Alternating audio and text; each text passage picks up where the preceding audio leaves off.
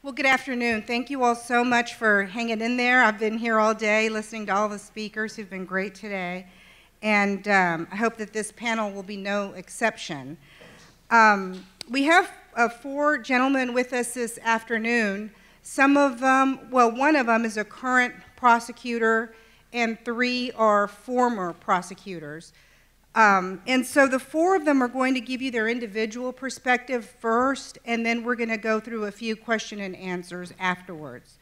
To my immediate left is Mr. Marty Stroud. He lives in Shreveport, Louisiana. Currently, he is a named partner in Barham, Warner, Stroud, and Carmouche. He was an assistant district attorney and the first U.S. attorney in Cato Parish, where he tried 1 death penalty case against Glenn Ford, who was later exonerated and released from prison after serving 30 years on death row. Mr. Stroud appeared on 60 Minutes discussing that case. To his left is Mr. Brian Baker, who lives in Bryan, Texas. Currently, he's the first assistant district attorney in Brazos County.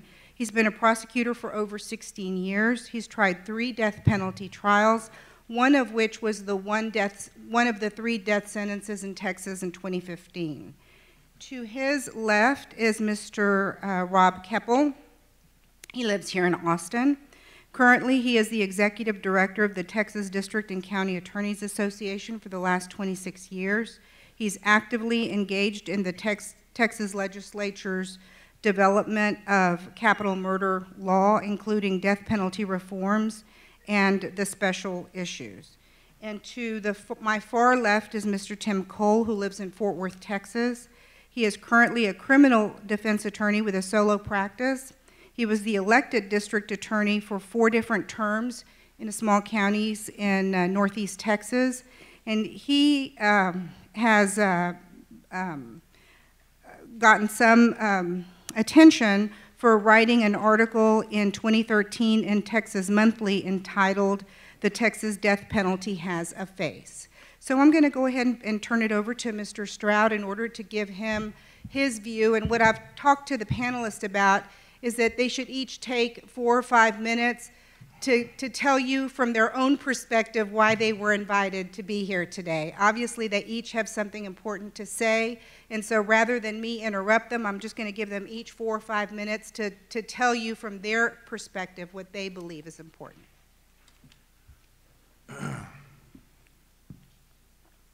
Seth Miller probably had the understatement of this conference when he said Louisiana deserves an assessment. We are rightly known as a killing field of Louisiana.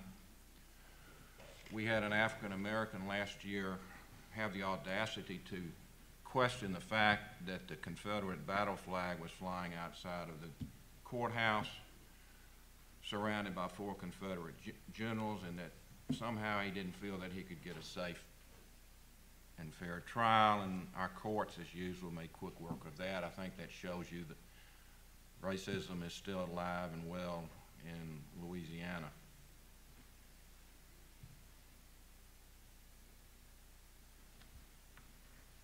In 1984, I was a lead prosecutor in the case of State versus Glenn Ford. I was 34 years old. I was full of, you know what, in vinegar. The defendant was charged with armed robbery and the killing of an individual. The defense attorneys had never tried a case. They were not paid. There were 2 of them.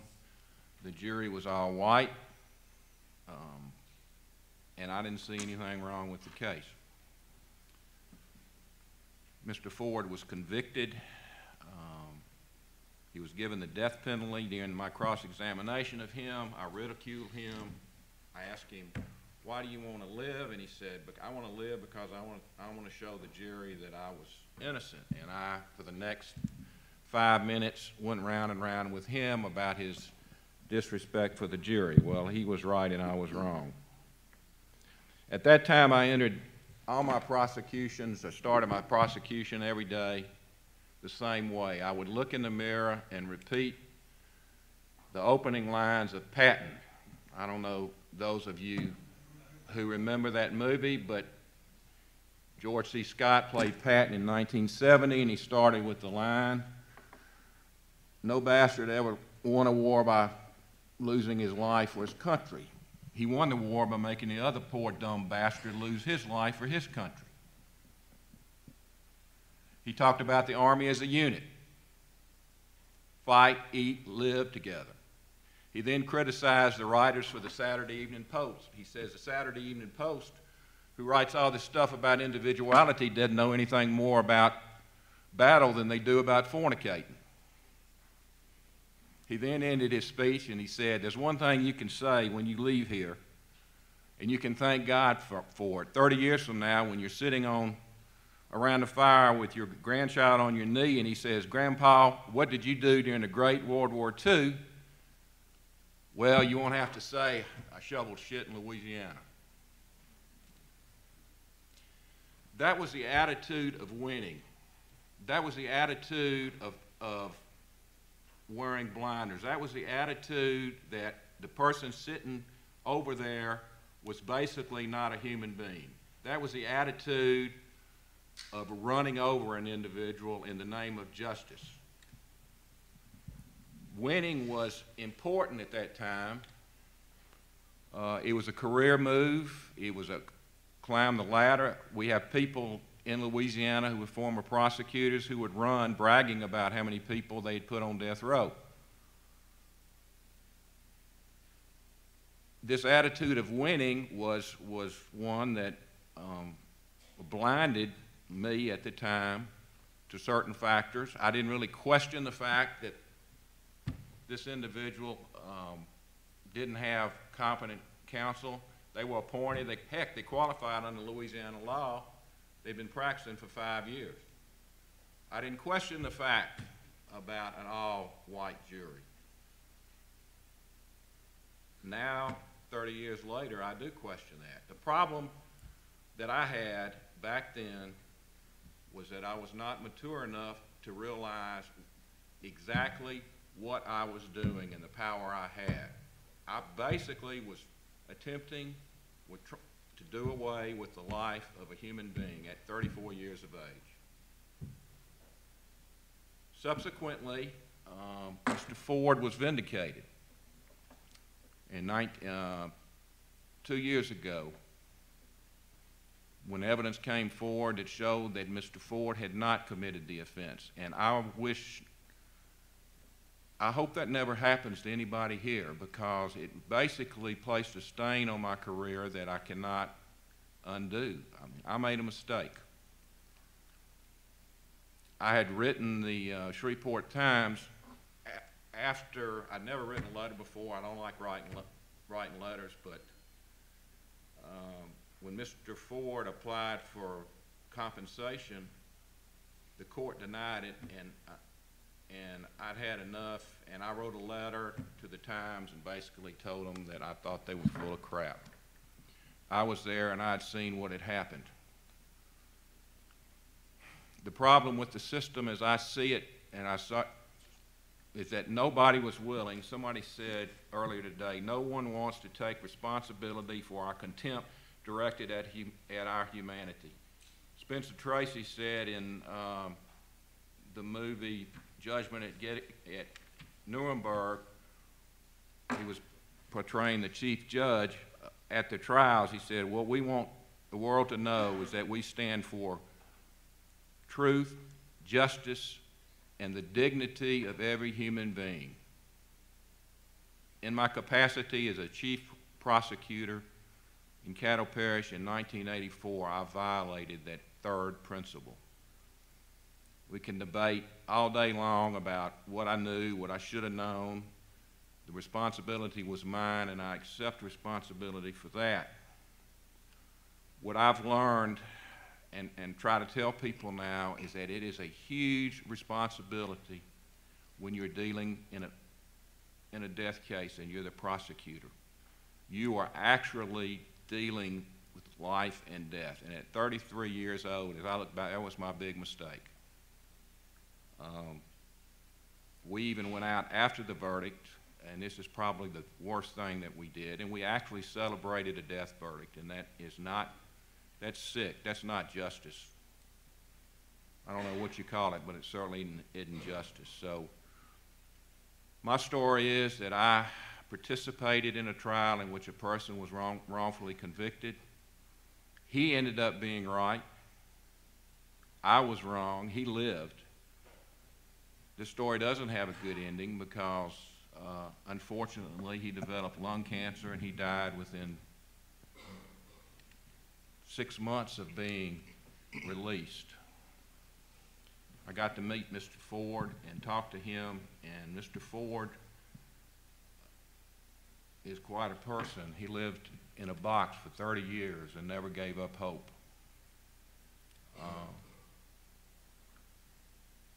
When he was released, the state of Louisiana gave him a $25 gift card and said, "This is for the inconvenience we have caused you." I think I would have reacted much differently to that than Mr. Ford did.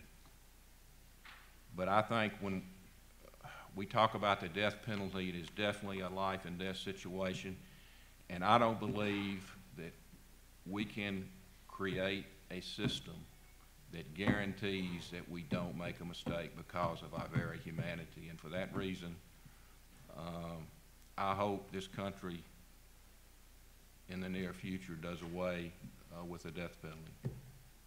Thank you.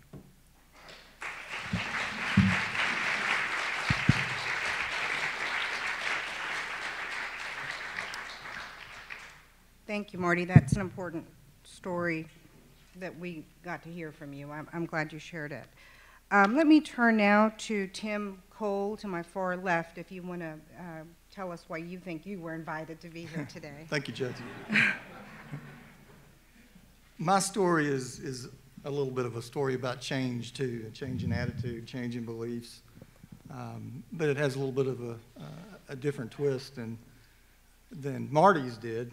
I don't consider myself to be an expert on the death penalty or a scholar like many of the people that we've heard talk here today, the brilliant people that are the academic scholars and just brilliant. What I had was a personal situation. I was a prosecutor in a very small jurisdiction up in North Texas. When I first became the elected district attorney in the 97th District of Texas, I was the only attorney in the office. So I was the trial section of my district attorney's office. It was me and 2 other people. I was also 33 years old when I took office and full of that same thing that Marty talked about. But after all of those years in prosecution, when I eventually spent about 25 years in prosecution, during that time in that small county, I don't know what happened when I got there, but everything began to go to hell because I had 30 murder cases in the next 14 years, and 18 of those were capital murder cases. So I had some experience in deciding whether I would seek the death penalty in a case. And it was a very difficult thing for me to do. And I think we'll talk a little bit more about that in response to some questions that the judge has later. But it was something that was very, very difficult personally for me to do. About 2 years ago, for some reason I still don't know, I decided to write a story and submit it to Texas Monthly for publication. And it was a very unique situation that I was in because I was in a small jurisdiction.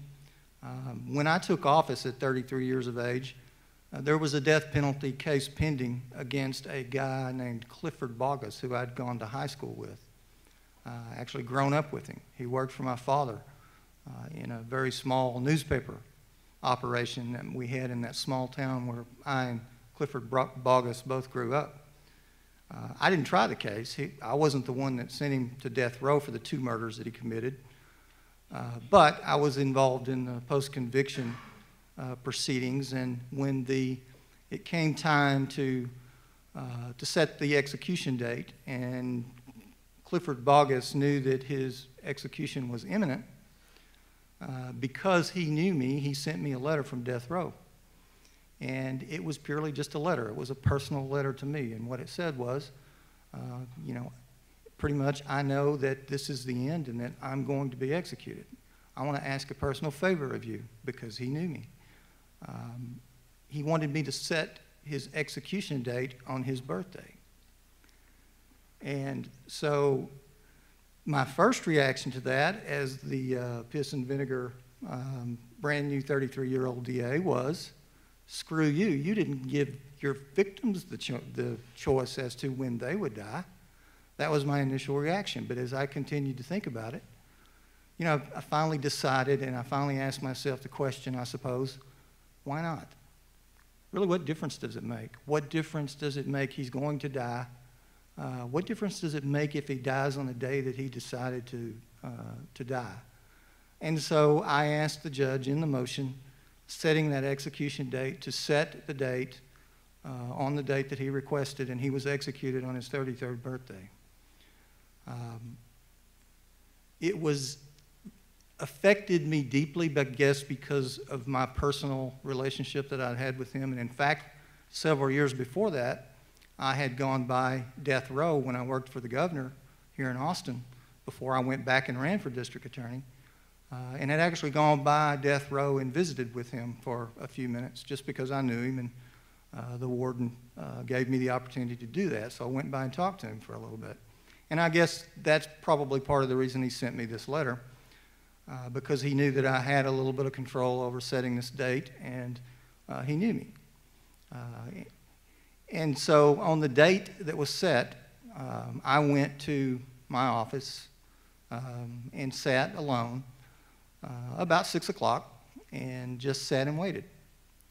And until I got to the time when I was pretty sure that the execution had probably been carried out. And then I turned out the lights in the office and went home. And as I sat there during that time waiting, knowing that he was about to be executed, I could see his face. I could see his face in my mind. And that's why I entitled this story, "The Death Penalty Has a Face," because for me, on that day, at 6:21 p.m., which is the time that he was executed, the time that he was pronounced dead, the death penalty actually had a face. I knew the guy. I knew he was a human being. I knew what he'd done before he committed those terrible crimes, and they were terrible crimes. Now, that probably didn't have anything to do with the reason why Texas Monthly decided to go ahead and publish that story, because I just happened to put a few things in there, and keep in mind I was still in prosecution at that time. I was still an assistant prosecutor. I put a few things in there about my change in beliefs about the death penalty. And what I said in there, and what I still believe, is that the time for the death penalty is past. I think the death penalty is fading away. That's what I stated in that article. I think there's even more evidence now, 2 years later, that that's the truth. I no longer support the death penalty, and the reason for that is because I don't think that we can design a death penalty system, and I believe there's ample proof of that in the last 15 to 20 years. We can't design a perfect system. We cannot design a system where we know that an innocent person will never be executed. And in fact, I now believe that that probably has happened in the past. And so for that reason, I have changed my beliefs on the death penalty, and it could just be that I got older and my experience caused me to change in my attitude and my beliefs. But I no longer believe that the likelihood that an innocent person will be executed is worth the death penalty. In other words, keeping the death penalty is not worth one innocent person being executed, and that's my opinion, anywhere in this country. So if that possibility exists, then I don't support the death penalty. And I don't think we can put a death penalty system together, certainly haven't been able to do so far, where that possibility can be completely done away with or completely go away. And because of that, I no longer support the death penalty. I think that in response to a couple of things that Marty said, that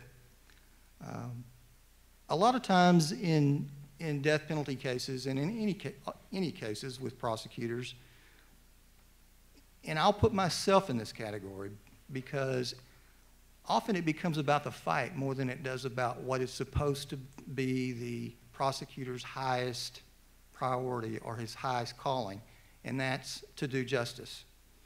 And when you forget that the ultimate goal is justice, and justice may not always be a conviction, that's what the Texas Penal Code says. That's what it says in our Constitution, is that our highest calling is to do justice. And when we forget about that, when we forget that it's not just a fight, it's not just something that we're trying to win, and we look at it from the standpoint of we need to do justice, we need to see what justice is in this case, we won't stand in the way of a mistake.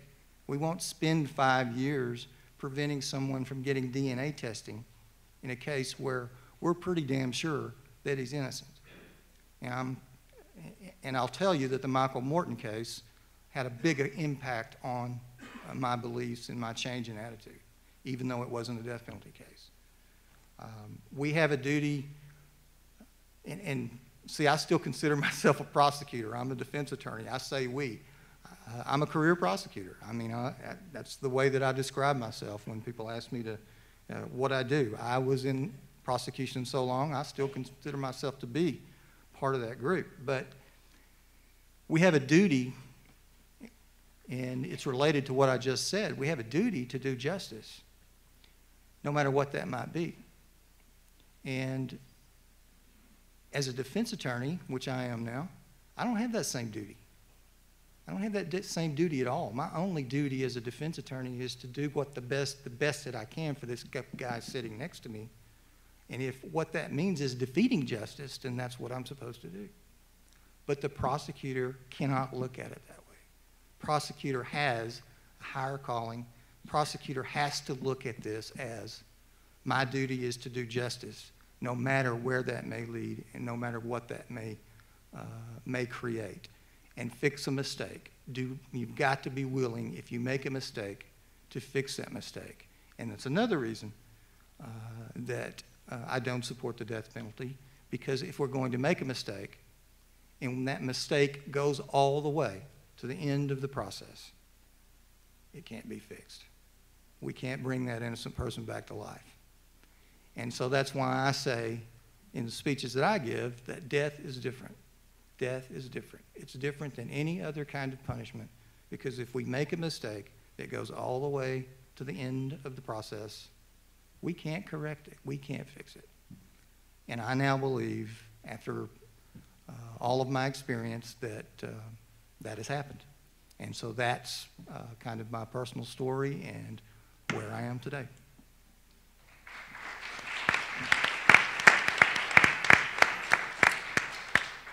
Thank you, Tim. We really appreciate that. This is now going to be Rob Keppel. He's been involved in the death penalty for 3 decades or so? About 3 decades. So he can give you some of the history and the evolution of the death penalty in Texas. He also supervises or is the executive director of the Texas District and County. Criminal. Yeah, it's Texas District and County Attorneys Association. It's a the mouthful. acronym messed up with the defense lawyer ones, and somehow always mistakenly state the name. But anyway, I think he can give us a very good history and personal perspective. So Thank you, Judge. First of all, you know, Tim is a friend of the prosecution profession, remains that. He was the president of the association back. I took Tim's job. He was actually general counsel with the District Attorneys Association. He left to become a prosecutor, and I took over for him at the end of 1990. And I think the reason I'm here today is because that's when 1991 is when I met Jordan Steiker at the Texas legislature, because the legislature had to rewrite special issues for the Texas punishment scheme. And Jordan was involved in that, and I was involved in that with the Texas prosecutors. So we've kind of seen each other at the Capitol for the last 25 years as we've been waiting for something to happen to that statute since that time, which, of course, nothing has happened. My perspective comes from being a line prosecutor in Harris County in the dark days of the 70s and the 80s when 1,000 people a year were being murdered. A few store clerks every weekend were killed. We had a lot of death penalty cases pending there, I think is maybe a reaction to that. Times obviously have changed quite a bit for a number of reasons. And my profession has changed. I've been the director of the District and County Attorneys Association now for 14 years. And what I can tell you, and maybe the perspective I bring is the perspective, global perspective of my members. We have 162 felony prosecutors in Texas who have the independent authority to seek death in a case in their jurisdiction. That's a lot of different people. They have been doing it less and less and less over time for a lot of different reasons, and I know we're going to talk about that. But it's been part of our association and our profession's job to train and learn from our mistakes. And that's been a big learning curve in the last 10 years. I can tell you that after the DNA phenomenon finally got people's attention that there was something going on in conviction integrity that we needed to pay attention to, that we put a stop 4 years ago what we were doing and spent a lot of time on that. And I think we've learned that there's a lot that we do need to learn and get better at as prosecutors. And I think that you know, the questions that Tim raised are valid. Marty's reputation as a prosecutor in Louisiana is a fine reputation. The folks who know him, I'll tell you, will say that he tried a fair trial in that case. There was nothing that he did that was inappropriate or wrong in that trial, but it still came out wrong. So there's a lot we need to learn about things like cognitive bias, eyewitness testimony, how prosecutors approach their decision making, and it's an evolving process. And so my perspective, I suppose, is as the guy who's there talking for the profession, is that I'll tell you, our prosecutors get it. They know these issues are out there, and they're talking about it, and they're trying to make sure they're doing it right. Thank you, Rob.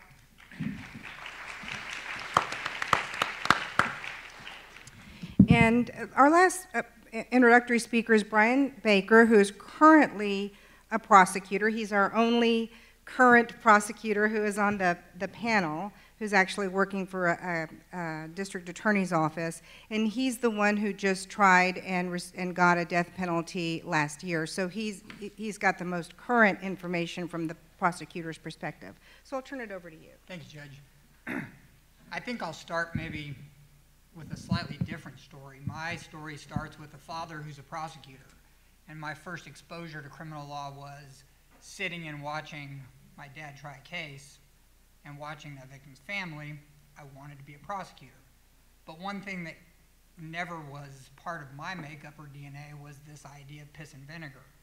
I was brought up by first a state prosecutor, then a federal prosecutor, who came at this from a standpoint of, if you can't win with all your cards on the table, you don't deserve to win. So when I started my career as a prosecutor, this has never been about winning. For me, it's always been about truth. It's always been about getting to the bottom of what really happened. And one thing that we it's fascinating. I've never been to a conference like this, but there was a comment made when we were talking about media and the narrative, how important the narrative is. But when we talk about the death penalty in this conference, we have left the narrative out to some extent. We are not talking about these cases that are heinous. And so the perspective I guess I can bring is that I have asked juries since my first one in 2009 on 3 occasions to end the life of another human being. And that is not a light matter. It's the most difficult thing that a prosecutor can do. It should be the most serious decision a prosecutor should ever make, and there should be no shortcuts. But I believe that prosecutors also have an obligation to protect society. And by protecting society, I don't just mean my brother and my mother and my neighbors. I believe that also includes the people that I put in jail for drugs, for DWI, for aggravated robbery. And this question in Texas, and that's my only perspective, deals with individuals where juries have found unanimously that they are a future danger to society. I feel like I am leaving one of my moral obligations at the door if I am not caring enough to worry about the people I am sentencing to be that person's roommate. So I can't give a global perspective. I don't have the experience that many of you in this room have as far as trying to dissect each case. And there is no doubt that prosecutors in general, and rightfully so to some extent, are being brutalized by terrible, terrible decisions made in the past. I can give you a more current perspective, and maybe that helps. My last case, the state spent less than $100,000 on. The defense spent $750,000. There was no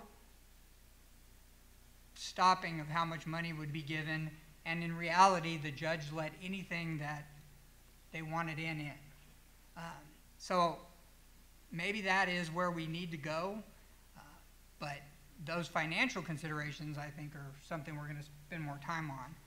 I just hope that my perspective is that this isn't about, and it's usually termed or couched in the terms of vengeance and retribution, but there's really an overriding principle, I believe, and that is that we have to protect society.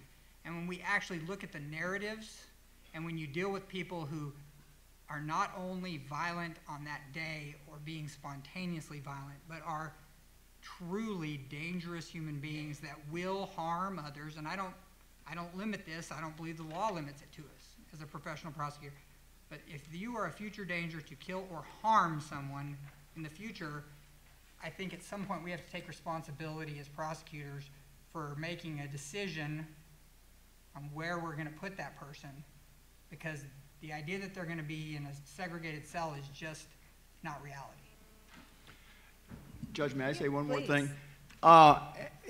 And by the way, just so you know a little bit more about Brian, there's a case that everyone's talked about, and we've learned an awful lot about Mr. Anthony Graves and a prosecutor by the name of Charles Sebesta. You all recognize that name. Mr. Sebesta's lost his bar license. What you probably don't know is that there's local grievance panels that look at those cases and make a decision of whether or not Mr. Sebesta should be punished. Brian Baker was the guy who signed that. He was on the panel that recommended that Mr. Sebesta lose his bar license. So Brian, thank you for being here, and I think it's important that we hear from somebody who's actually doing it right now versus us old-timers who did it at one time and have moved on. So one of the specific questions that I had that I've talked to the panel about has to do with the number of people who are sentenced to death, which has steadily declined from 1998, when there was a peak number of 295 defendants sentenced to death in the United States that year, as compared to 2015, where we only had 3 death sentences in Texas and 49 people sentenced to death in all of the United States. That's a national drop of about 80%. 48 people were sentenced to death in 1999 in Texas, and as I said, 3 people in 2015, which is a statewide drop of about 95%. So it's just been a radical drop in Texas. And so my question to the panel is, why are prosecutors seeking death less often today than in the past? Brian, do you want to take a stab at that? I think I can start. I think there's real practical considerations that go into that. If I haven't beat that dead horse yet, I think the Protection Society, if we take that first, when we got life without parole, we reduced the victim pool that prosecutors are looking at.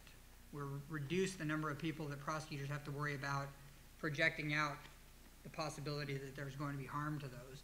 And the cost. I think that as hard as that is for me, and we can talk more, I think, when we get deeper into cost, but I think cost has become prohibitive. You know, our budget for about 3,500 cases a year is $2 million. That last case I just talked to you about was $1 million.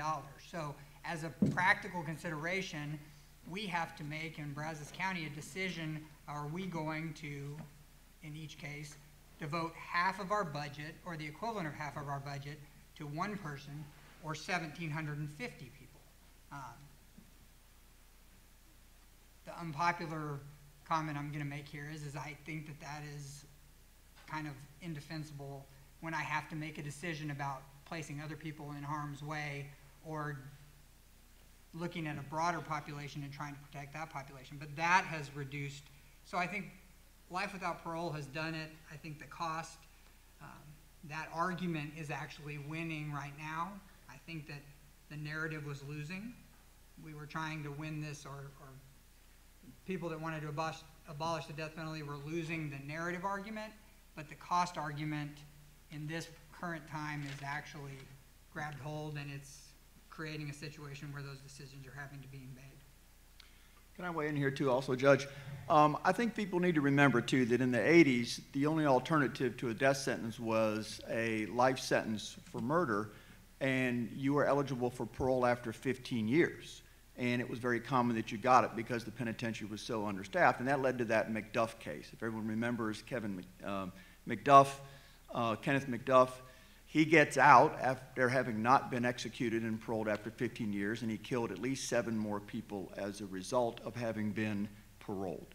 And that really drove a lot of changes at the legislature. But as a prosecutor, you got a choice. And remember, back then, the murder rate was extremely high. Crime was the #1 issue. So the public didn't mind the prosecutors seeking death. And, you know, there were an awful lot of murder cases out there that qualified as death eligible. There were nearly 1,000 murders in about 1988. So there's an awful lot of cases. Now look today. The murder rate is at all-time lows. It's very low in Houston. There just aren't nearly as many cases that are death eligible, so that's a good thing. And you have an alternative like life without parole that in many instances is a perfectly acceptable punishment to a lot of folks. So I think it's a natural, it's a natural consequence that you're going to see a lot less death penalties sought by prosecutors. I don't know, maybe you've had this earlier. I missed some of the earlier discussions about when prosecutors seek the death penalty today with life without parole as an option, where the juries are undermining that. I don't know if that's occurring a lot. I haven't seen the studies there. I think Catherine Case mentioned that during her panel. All right, great. Then you already know about that. But I know that that's one of the major factors in why prosecutors won't seek it as much. They're not getting it. Well, I don't know what the numbers are there. I know that you probably already heard that. Okay, I think she said maybe 60%. I can't remember the statistic. I don't see her, but it was, I thought, 50 or 60% of the time, or something like that. Did you want to talk about this? Yeah, just briefly. And I agree to an extent with both of the last two speakers. But when the life without parole option was being considered by the Texas legislature back in, I think it first began in 2003, actually before that, but passage in 2005, rural prosecutors in Texas were more likely to support the passage of that life without parole option. Now, why would that be? Cost, expense, because the cost of a capital litigation in a small county is much, much more of a factor in seeking the death penalty than it is in a larger jurisdiction where the cost of that litigation can be absorbed into the $1 million budgets that you might have. I'll tell you that in one of the death penalty cases that I did when I was in office, I read a headline in the local newspaper that said the tax rate in the county was increased because of that one death penalty case, and that was the truth. And so because of that, because of the expense, the exorbitant expense, and not just the expense of the trial, but the years and years and years of litigation, and the likelihood that the case will be reversed and go back and have to be retried again. And one thing that hasn't been talked about yet that I think we were going to talk about is that how does that ever give really the victims of this crime the closure that they need so badly? I can tell you that I faced that, as I said, 18 times. I sat in front of families many times and tried to explain to them why I was not going to seek the death penalty in a case where I had in another case. And there is pressure from victims' families, because they see that if you don't seek death in the case as placing a lower value on the life of their loved one than you did on someone else's. And that's a very difficult thing to sit and explain and talk to a family about. But the bottom line is that life without parole changed things dramatically, along with, I think, the wide publicity and the extensive publicity about the failures of the system and the exonerations, and now the general belief among society, including jurors, that we can get it wrong now and then. We can get it wrong. We have been wrong.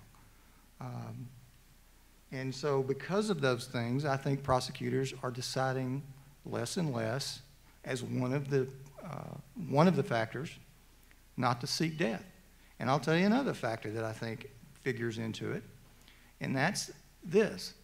And I suppose this goes kind of hand in hand with the argument about is politics involved. I wonder what the constituents of the district attorney would think if you spend $2 million and try a case and it takes 1.5 years to get to that case.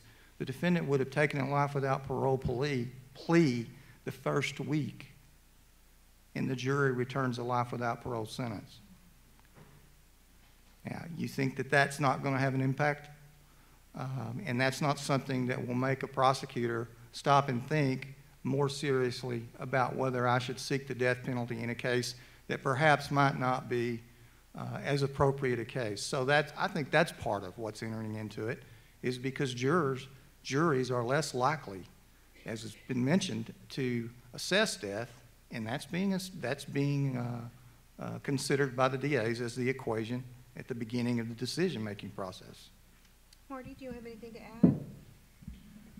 Well, in Louisiana, as opposed to Texas, one of the considerations we used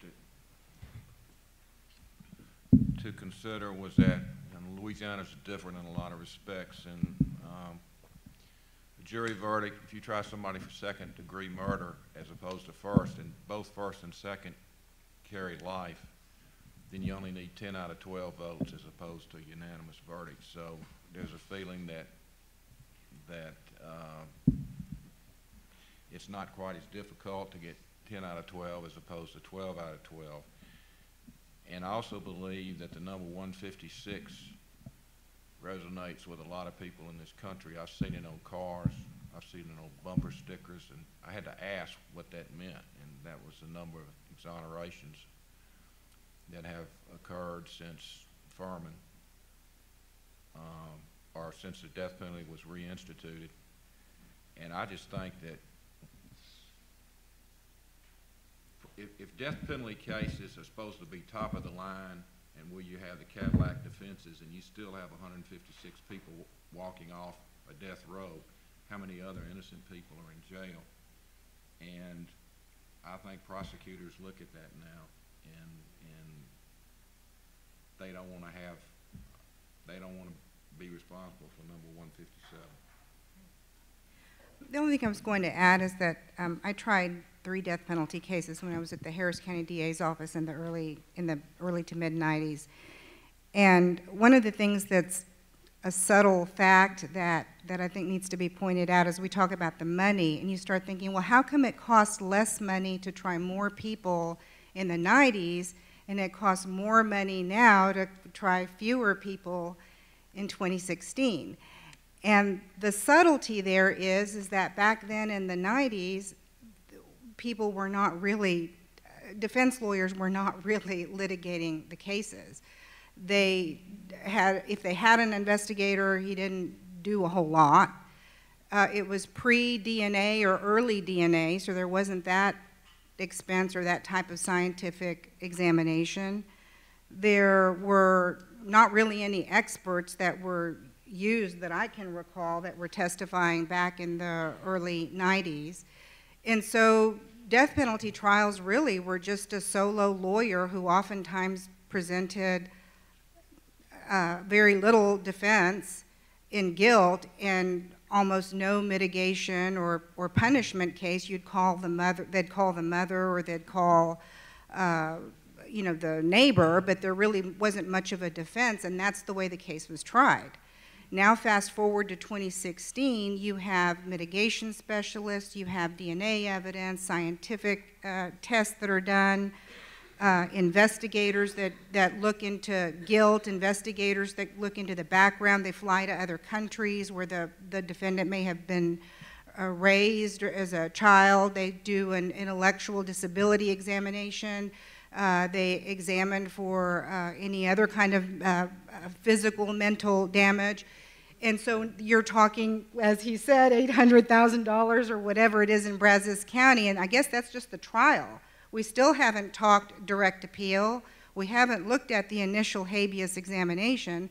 So taking that case as an example, and I doubt it's unique in any way in terms of financial costs, that case is probably going to end up costing the county or the state $2 million, probably, maybe $1.5 million, I don't know. But you compare that to what was happening in the 90s, that's, I think, the difference why in the 90s it cost next to nothing, relatively speaking, to try the cases, because little was done on those cases. And nowadays there's a lot done, and it is extremely expensive for the state, and I think that's why a lot of prosecutors are opting against it. At least that's my 2 cents. And Judge, can I just Yes, please. I say that $800,000 was spent by defense, but I want to, if you look at the literature that's backing up this move towards increasing cost, that's an artificial inflation of cost. There's actual literature out there by the group we were dealing with that said, we don't want the prosecutor thinking about what justice is. We want him to think about what the bottom line is. And so they found a judge who was willing to basically open up a blank checkbook. And that is by far probably 3 times the cost of any prior death penalty case that we ever tried. Again, so I don't know if that's standard, but I think that as that cost argument is getting foothold, that we're going to see artificial inflation of cost because it's a means to an end. I hear what you're saying, but all I was going to say is it's almost like you're damned if you do or you're damned if you don't. If you don't do it at the trial level, then they're going to do it at the initial habeas level, and they're going to challenge on top of you ineffective assistance of counsel because trial counsel didn't do it. So I think those tests are going to get done. Whether they're done at the front end or at the back end, somebody's going to end up paying to have those tests done, in my opinion. So let me turn now to how prosecutors decide to seek death. Way back when I worked for Johnny Holmes at the same office as Rob, but at different times, my impression of Johnny Holmes was that if it met the statutory criteria of a death case and a committee discussed whether death should be sought, his thought was that it was up to the jury to make that decision, that if the facts were there that would support it, then leave that up to the jury.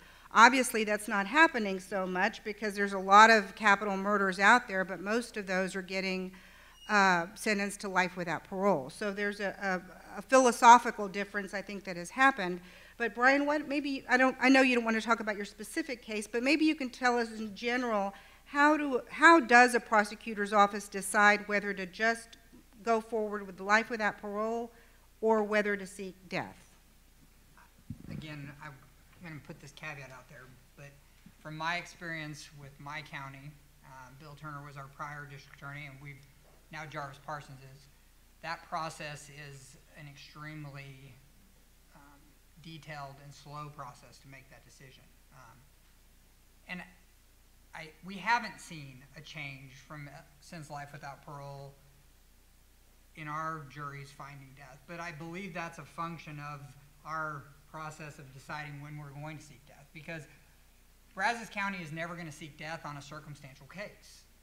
We're never going to seek death where these issues that keep rising up are going to bite us. We're going to only seek death when it is overwhelming evidence of guilt. And when I say that, that means it's not based on one piece of evidence, but we are looking at it in the sense that if one piece falls out, is there still sufficient evidence for this person to be guilty?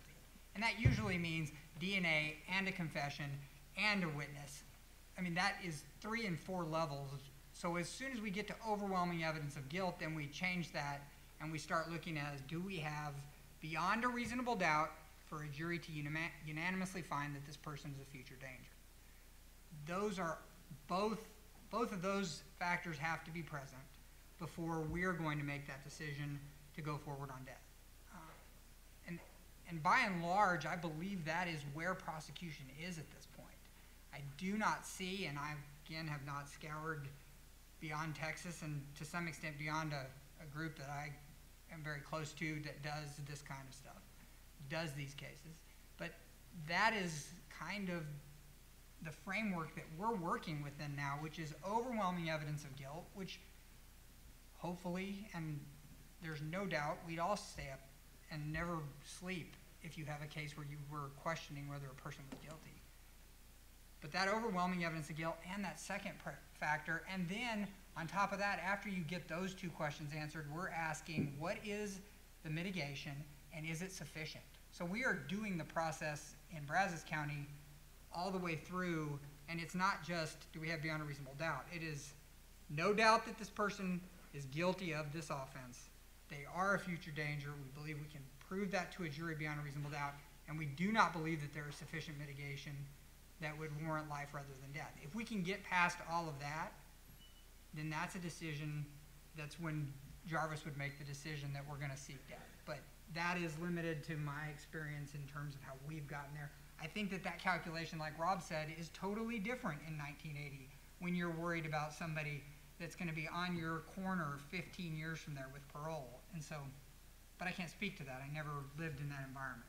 So Rob, maybe you can give us that 3-decade kind of review from how prosecutors sought death in the 80s, 90s, 2000s. And it really comes to the future danger issue. In the early 80s, with the murder rate what it was and the parole rate so quickly, the decision to seek death was because under the existing structure, there was a realistic chance that if you did not get the death penalty, the person would be paroled within 15 to 20 years. And that was absolutely unacceptable to the general public when crime was the #1 issue. That changed quickly in the 90s. Now, there are still a lot of cases, there are still a lot of murders, but the parole rate went to 35, then to 40, eventually to life without parole. So those things changed. I think today the other calculus, so I mean, obviously life without parole means that there's some assurance that this person will not hurt anyone else outside the penitentiary, besides every now and then someone escaping. The only calculus that goes into it really is that there still is significant violence within the pen, and it's a prosecutor's obligation to consider that. I went and looked at some numbers. I called my friends over there this week. Since 1995, there have been 110 murders and assaults committed by people who are in the penitentiary for death penalty offenses who did not get the death penalty. So there is a realistic cost. There is a realistic cost to life to not execute some of these folks. Now, who makes that calculus, I don't know. But obviously, at some point in time, the failure to execute has cost lives in the pen. And that's something that people consider. I know Brian's had to consider it. Tim's had to consider it. The future dangerousness still has that element to it. Tim, do you want to add anything?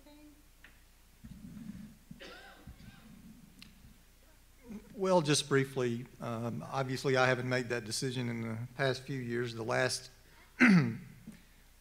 case I was involved in was a police officer murder case, and I was working for, as an assistant DA, so the boss is the one that made that call. But when I made the decision on my own, it was based on several factors. I mean, it was based on how egregious the facts were in the case, of course, the past history of violence that the defendant might have. I'll just tell you that I considered the class of victim, and that may be something that some people don't like to hear, but if it was a police officer who was murdered in the line of course of duty, then I would consider that sometimes to be a more worthy death penalty case than perhaps others. A child victim, I would consider many of those factors. I can't really speak for what prosecutors or district attorneys' factors use today, what the factors are that they use today. I've heard all about committees and that sort of thing, but there is one thing that I know, and that's that there's only one person in every county who is the elected district attorney, and that's the one person, including Charles Sebesta in that case, who makes that decision. And sometimes it's the wrong person. We don't know who the person is going to be. We don't know who the district attorney is going to be, and sometimes they make the wrong decision. I think for the overwhelming majority of the time, the DA makes the right call. There was something said about, well, it was when we were talking about how the overwhelming nature of the evidence. It's been my experience as a defense attorney that also there are some areas that have been used and are still being used in death penalty cases. Jailhouse snitch testimony, flipped co-defendants. Those two areas of evidence and testimony, in my view, are responsible for many, many, many of these cases that turned out to be the wrong person being convicted. And I think we need to take a look at that. If we're going to keep the death penalty, we need to take a look at the evidence that is allowed to be introduced into a death penalty case. As I said earlier, I think death is different. Death is different. There's no reason we can't have a different standard of proof if we're going to keep the death penalty, at least in those types of areas. Jailhouse snitch testimony, flipped co-defendants. Marty, can I ask you the next question? All right. According to the Death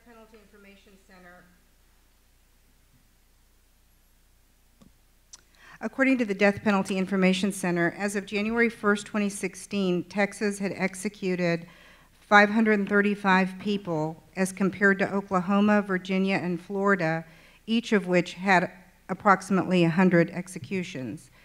1999 was a peak year for executions in the United States when 98 people were executed that year. Since then, there's been a steady 70% drop to a low of 28 people in 2015. But Texas still executes a number of people, more than any other state. In 2015, Texas executed 13 people, which was about as many as all of the other states combined, in that Missouri had 6, Georgia had 5, Florida had 2, and Oklahoma and Virginia each had 1. I don't think Louisiana had any. So, Marty, I was going to start with you to ask you, why do you think Louisiana isn't executing anybody in, at least in 2015? Because Louisiana can't get the drugs.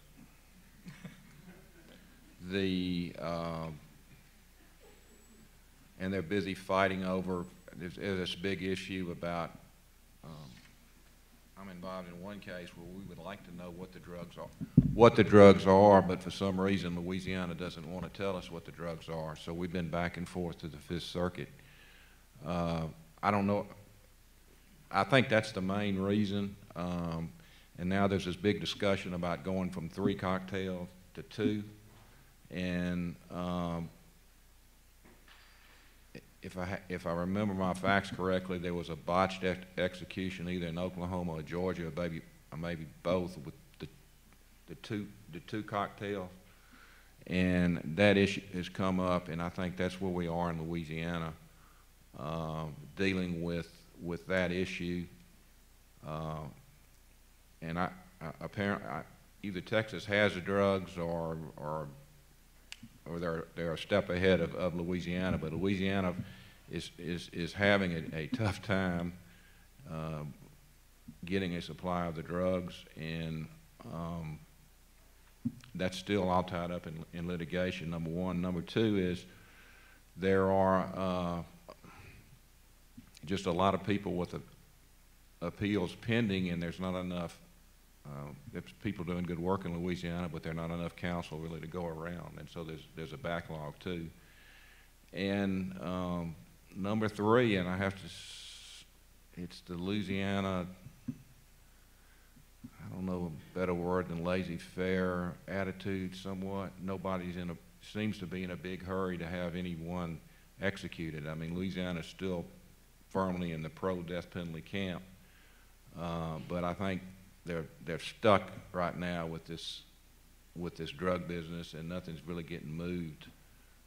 And there's some serious litigation going on with again, as I say, they don't want to disclose what the cocktail is, and that's still being litigated.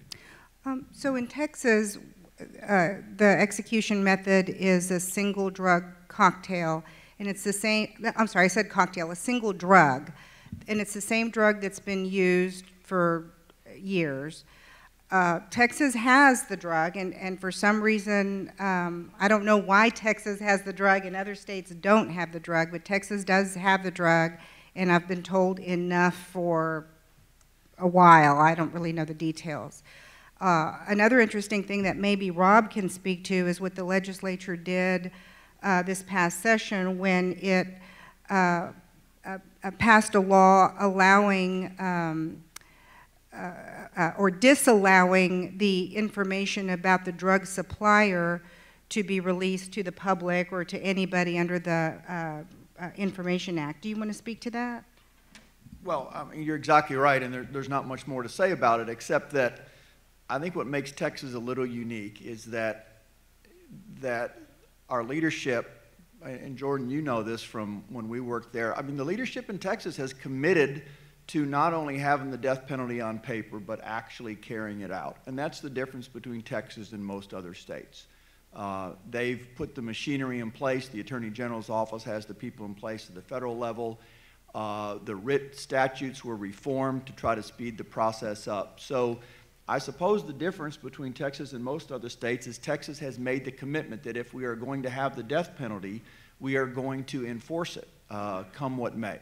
So, you know, the law there should become as no surprise. It's a consistent attitude of the Texas leadership that we will continue to enforce that statute until perhaps a court tells us otherwise. Marty, do you know offhand how many individuals are on death row in Louisiana? It's over 100. And do you know offhand if in 2015 the executions didn't happen either because of some legislative decision or executive decision or judicial decision, or just like you said, inaction, that somehow it's just not happening because it's not happening? Both judicial and inaction. The legislature has not, the procedural laws have not changed at all. They've added some additional classifications to the first-degree murder statute, but the procedures, post-conviction relief procedures are still the same.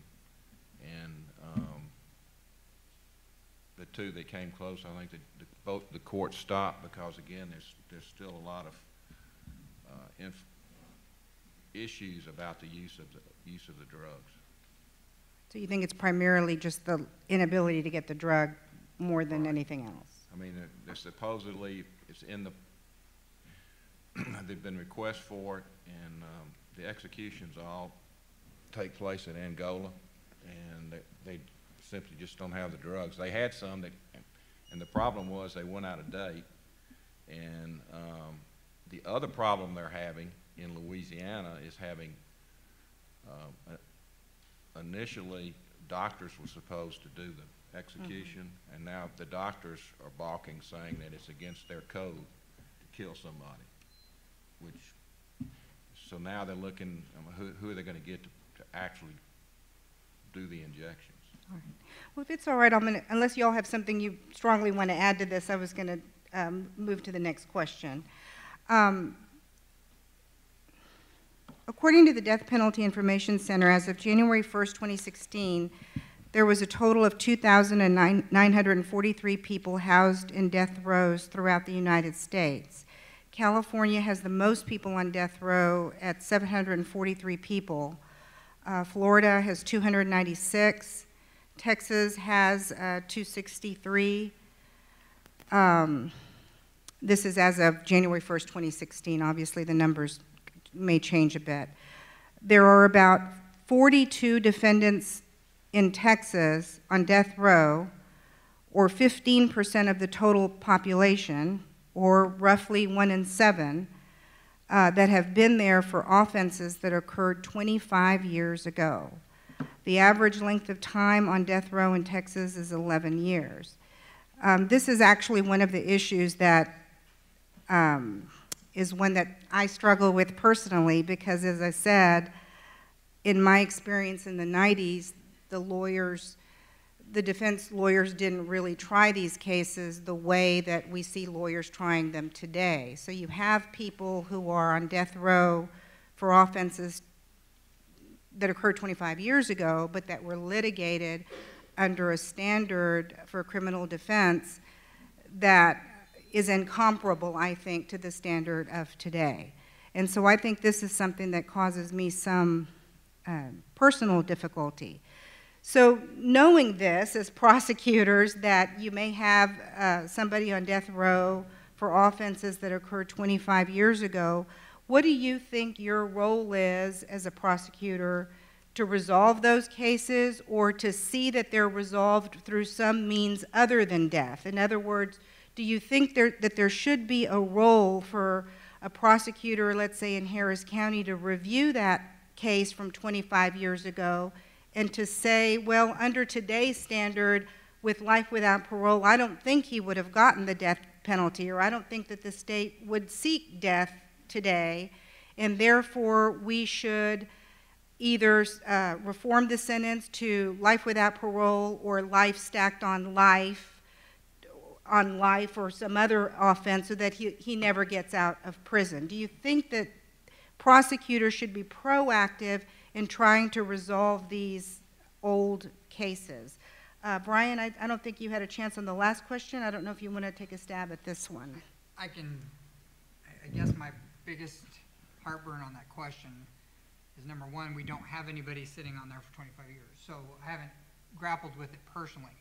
But I think that the problem we're talking about there is that, for me, a jury's verdict, barring some kind of problem with the trial, deserves the greatest respect, because this process is what sets us apart. And so I have a hard time. I think that as prosecutors, we have an obligation to watch those cases and try to keep them moving and not allow them to stall out when they leave our local control. But I have a real problem with the idea of coming back in and undermining a jury's verdict, as well as the prosecutor's decision ahead of me, without some form of problem with that case. Rob, do you want to talk about that? Yeah, all I know is I talked to Roe Wilson in Harris County about that, and she took issue with it. Says, she's working really hard on those old 25 years cases. In her mind, it's not like anyone's actually given up on them. So the defense has done a good job of delaying execution, but I don't know that she's ready to throw in the towel.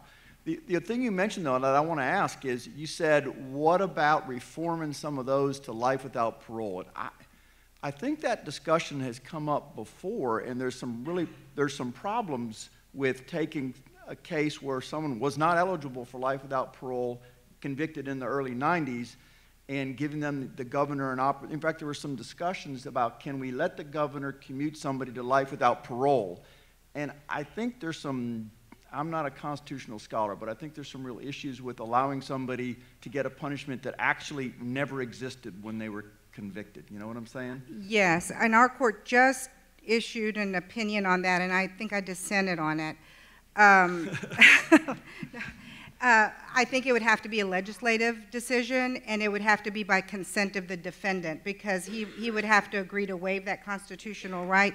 But even so, a lot of these are, to be a capital murder, it's got to be murder in the course of something else. I think there was a case in the Valley where they on a habeas petition, they ended up reforming it to, I think, murder and kidnapping or whatever it else, life stacked on life. And of course, that would not be permitted in a single proceeding, but he can waive his constitutional challenge. So it requires some finagling, but I have seen it done where the defendant and the state have consented and the defendant has waived his constitutional right to even seek parole, because remember, if he's sentenced to life, the sentence says life. Parole is just whether he's eligible. I think he could waive or forfeit his right to seek parole. Now, whether that would be enforceable is a whole other issue. But I wonder, I guess my broader question is not the mechanics of how to do it, but more, what is the prosecutor's role in these 25-year-old cases to either see that they are pursued to execution or see that they are commuted or have some other resolution rather than having a defendant on death row for 25 years? Well, you know, I don't know. We're going to have to think about that, because I don't know that there's a lot of folks that are going to say, yeah, we really want that prosecutor to get on the ball and get that guy executed and get that execution date. I don't know that there aren't a lot of people saying we just as soon let the prosecutor not do that. So if you're suggesting it's the prosecutor's duty to take a 25-year case and get that execution date set, I'd have to go back and look at those cases and see why the execution date hasn't been followed through in the past. I just don't have enough information on that. Well, I find it fascinating, I guess, that there's so many of them, that there's, I think I said 1 in 7. It's just a large number. And I understand that the defense is not moving forward with them, but I wonder how that impacts society, because in theory, these victims wanted finality, the victim's family wanted finality and resolution, and instead what I hear from when I read the stories is the family will say, well, it was set for execution, and then it got called off, and then 2 years later it was set for execution, and then it got called off, and I just wonder what kind of agony these families must go through to continually be faced with that process. It seems like life without parole almost would be a better resolution for victims, because at least they know it's done. Once he gets the life without parole, they know that's the end of it. They can move on with their lives. And so I'm just wondering about what prosecutors think about these old cases and what should be done about them. I've got nothing for you on that, Judge. Sorry. And Sorry. My only tie-in to that is that I have, the victims that I have are calling me wanting this to happen. They do not want this to be changed to life and just have it over with. They want that day to come. Now, they're not 25 years old. I don't know if the process can be stalled that long if my victims don't look at me and say, we're tired of this. But I know that for somebody like the sister on Jurek, she's still writing parole letters to this day every year to keep him in prison. Right. So, I mean, that's a toll in and of itself. I don't know what the balance is. Tim, do you want to say anything? Just that it's a difficult thing to wrap your head around, because, you know, there is obviously importance to finality of judgment. I mean, we can't start looking back at every case that's been decided by a jury and decide whether the decision was fair and just and so forth. I would just add that I think that the prosecutor does have a role in deciding what is just and fair if there's a problem with that case, and there's a chance that the case might not have been tried fairly. Then I think the prosecutor could take a second look at that case from 25 years ago, and if there's an opportunity to give a life sentence, it probably or may very well be a case that would not have the death penalty sought today, such as a case with mental illness. I mean, those are many cases where, it was said earlier today, a lot of those cases are those types of cases. And I think the prosecutors might have a role in deciding to give a life sentence in those cases that had death sought 25 years ago. Marty, do you want to say anything? Well, I agree with what was just said, that if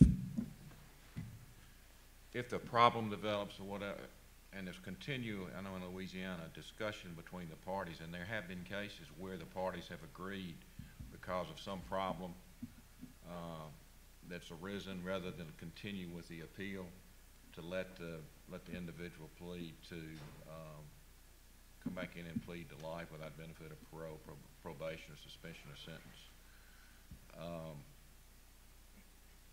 As an aside, the problem we have in Louisiana and the jury instruction we hate is that the jury is instructed that because they'll send back they'll send a question out, and a jury will send a question out and says, does life mean life? And the answer is yes, but the governor has the authority to commute the sentence, which has never been done since I've been prosecuting, but they still tell the jury that. So that can be problematic. Right. So we've got about less than 15 minutes left, and I think I just have 2 more questions. One is whether you have any predictions for the future.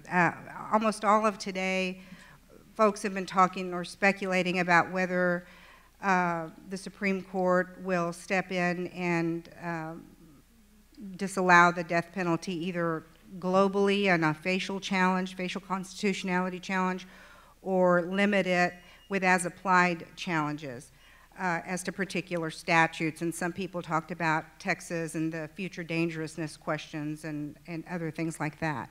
So who wants to take a stab at this? Any predictions for the future? Maybe we start with Tim and work our way down.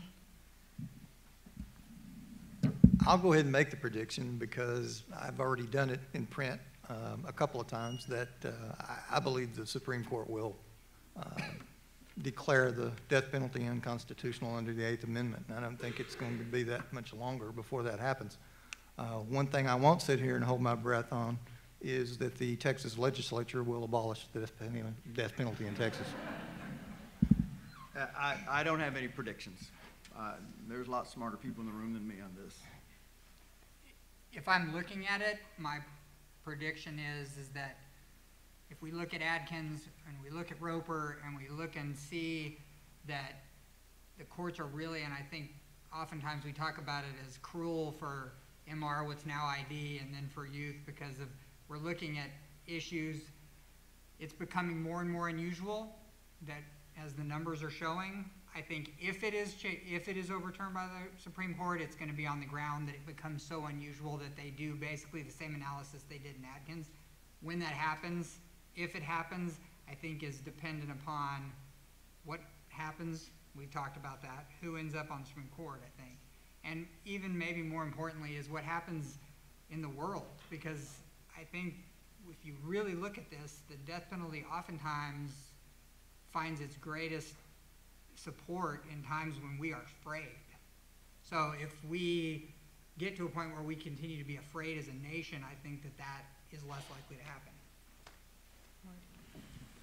I would agree, and that's what concerns me about the whole fear factor and the demagoguery that arises with that.